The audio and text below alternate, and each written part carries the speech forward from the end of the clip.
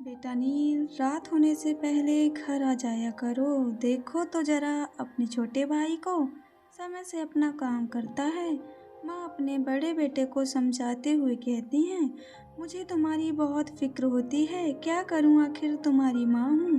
बिना जवाब दिए ही नील अंदर चला जाता है। उम्र 20 साल हो चुकी थी पर समझ अभी कम ही थी। माँ की बातों को अनसुना कर देना जैसे उसकी आदत बन गई थी। एक कार दुर्घटना में पिता बरसों पहले ही गुजर चुके थे। दोनों बच्चों को पाल पोस कर यहाँ तक लाने में माँ ने बहुत सारे दुख सहे होंगे। उधर नील माँ के किसी भी हालात से बेपरवाह था। वह तो अपनी ही दुनिया में रहता था। हर दिन दोस्तों के साथ घूमना फिरना, मौज मस्ती करना और साथ ही माँ का अपमान करना, यही उसकी दिनचर्या बन चुकी थी। फिर भी माँ उसका हाल पूछ ही लेती थी। माँ तो माँ होती हैं, उसका दिल अपने बच्चों के लिए बराबर धड़कता है। नील का भाई अपनी माँ का आज्ञाकारी पुत्र था, माँ की समस्याओं को अच्छे से समझता था, पर उसके बस का था ही तो क्या। बच्चा ही तो था, जो भी करता माँ से पूछ कर ही करता। पर बड़ा भाई नील को माँ की हर बात कड़वी लगती थी। इसी बीच नील को सूचना मिलती है कि उसे नौकरी मिल चुकी है। 2 महीने पहले ही सीवार की परीक्षा में भाग लिया था और आज रिजल्ट में उसका नाम भी आ चुका था।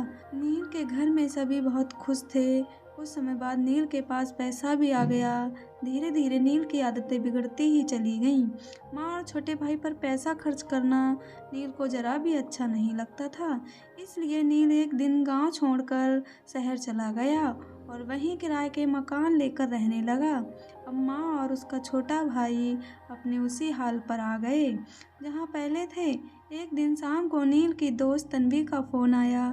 बोली, पापा की तबीयत खराब है, मैं अपने मम्मी पापा और छोटी बहन से बहुत प्यार करती हूँ।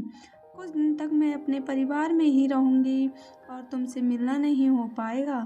फ़ोन कट जाता है। नील सुबह जल्दी ही तन्वी के घर पहुंच जाता है और तन्वी के पिता का हाल पूछता है। अचानक ही उसके कानों में आवाज़ गूंजती है, दूध ले लो दूध। नील पीछे मुड़कर देखता है तो पाता है रामू गेट पर खड़ा था। रामू कुछ बोल पाता उससे पहले ही नील बोल पड़ता है, रामू, पिछले 10 दिनों से कहाँ चले गए थे? मेरे कमरे पर दूध पहुँचाने भी नहीं आए। कहीं नहीं भैया, मैं अपने गांव चला गया था और आज सुबह ही घर से वापस आया हूँ। मेरी माँ बीमार थी और छोटे भाई की फीस भी जमा होनी थी। भैया, मैं अपनी माँ और छोटे भाई को बहुत प्यार करता हूँ।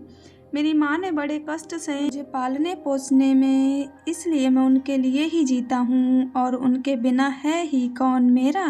जब मैं अपने घर जाता हूँ तो छोटा भाई दौड़कर मेरा बैग उठा लेता है और अपने मतलब की चीज़ें खोजने लगता है। हमारी माँ बड़े प्यार से हमें अपने हाथों से खाना खिलाती हैं।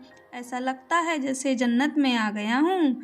यही सब कहते कहते रामू भावनाओं में बह जाता है और उसकी आंखें नम हो जाती हैं। उधर नील उसकी बातें सुनकर सन्न रह जाता है और रामू को तसल्ली देकर जल्दी अपने कमरे पर पहुंच जाता है। कुर्सी पर बैठा बैठा विचार करता है कि तन्वी मुझे 5 मिनट का समय भी ना दे सकती। आखिर क्यों? अपने पापा के लिए और अपने परिवार के लिए ही ना। उधर एक दूध वाला 10 दिन अपना काम बंद कर देता है, अपनी माँ और अपने भाई के लिए। आखिर सभी लोग अपने माता पिता और अपने परिवार से बहुत प्यार करते हैं, उन्हीं लोगों के लिए जीते हैं और मैं बस अपने लिए ही जीता हूँ। अंदर ही अंदर नील अब टूटने लगा था। उसे इतना तो एहसास हो चुका था कि तन्वी और रामू अपनों के लिए जीते हैं, तो मैं क्यों नहीं। इतना सोचते ही नील अपना सामान लेकर गांव पहुंच जाता है और माँ के पैर पकड़ लेता है। माँ, मुझे माफ़ कर दो, मुझसे बहुत बड़ी भूल हो गई। मैं कभी भी आपको समझ ही नहीं पाया, मैंने आपका बहुत अपमान किया है। माँ नील को उठाकर गले से लगा लेती हैं और कहती हैं, बेटा, मैं तुमसे कभी नाराज़ नहीं थी, तुम दोनों मेरी आंखें हो और हमेशा रहोगे।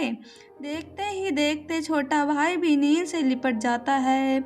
रोते रोते नील कहता है, अब हम हमेशा साथ रहेंगे, मैं कभी भी तुम्हें छोड़कर नहीं जाऊंगा। बहते आंसुओं के बीच खुशी का माहौल था। पड़ोस की चाची भी इस नज़ारे को देख भावुक हो गई थीं। दोस्तों, अपने लिए ही कमाओगे तो खुशी कहाँ बांट पाओगे। दुख में कोई पास नहीं होगा, स्वयं को सिर्फ अकेला पाओगे। अपने लिए नहीं, अपनों के लिए जियो, हर वक्त खुद को सुरक्षित पाओगे। दोस्तों, उम्मीद करती हूँ आपको हमारी कहानी पसंद आई होगी। कहानी पसंद आई हो तो वीडियो को लाइक करें, चैनल पर नए हैं तो चैनल को सब्सक्राइब करें और नोटिफिकेशन बेल को दबाना ना भूलें, ताकि अगली अपडेट सबसे पहले आपको मिलती रहे। धन्यवाद।